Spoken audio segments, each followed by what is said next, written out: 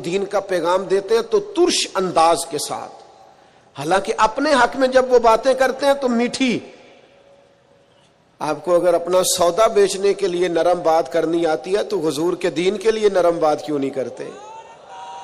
اگر اپنے بچے کو اپنے حق میں قائل کرنے کے لیے لہجے کو باوضو کر کے میٹھا کرتے ہو تو اپنے بچے کو نماز کی طرف مائل کرنے کے لیے، دین کی طرف مائل کرنے کے لیے میٹھا کیوں نہیں کرتے؟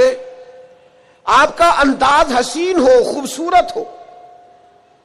ادعو الی سبیل ربک بالحکمہ، لوگوں کو دانائی کے ساتھ اللہ کی طرف بلاؤ. اور یہ جو لوگوں نے کہنا شروع کر دیا نا یہ صرف علماء کی ڈیوٹی ہے، تو میرے بھائی نبی پاک علیہ السلام نے تو ایک معنی میں ہر امتی کو مبلغ بنایا ہے. فرمایا میری ایک آیت بھی کسی تک پہنچی ہے، ایک بات بھی تو دین میں لے جائے، پھیلائے جا کے. ایک ایک آدمی کی ذمہ داری ہے، آج ایک ایک کی ذمہ داری ہے دین کی خدمت کرنا، ڈیوٹی کرنا، لوگوں کو خیر کی طرف بلانا، بھلائی کی دعوت دینا. بڑا ثواب ہے مدینہ شریف میں مسجد نبوی شریف اور جنت البقیع میں دفن ہونے کا بڑا اجر ہے. پر حضرت جابر ابن عبداللہ کا مزار تو کہیں اور ہے، حضرت سعد بن ابی وقاص کا مزار تو کہیں اور ہے، حضرت ابو ایوب انصاری کا مزار تو کہیں اور ہے، حضرت انس بن مالک کی قبر تو کہیں اور ہے.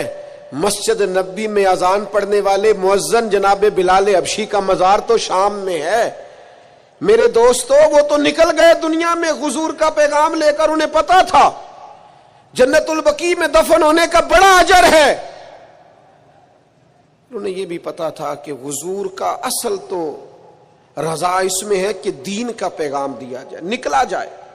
جب یہ درد لگ جاتا ہے نا زندگی میں تو پھر انسان گلی گلی گھومتا ہے دین کا پیغام لے کر، نگر نگر جاتا ہے. عدم سے لائی ہے ہستی میں آرزو رسول، کہاں کہاں لیے پھرتی ہے جستجو رسول.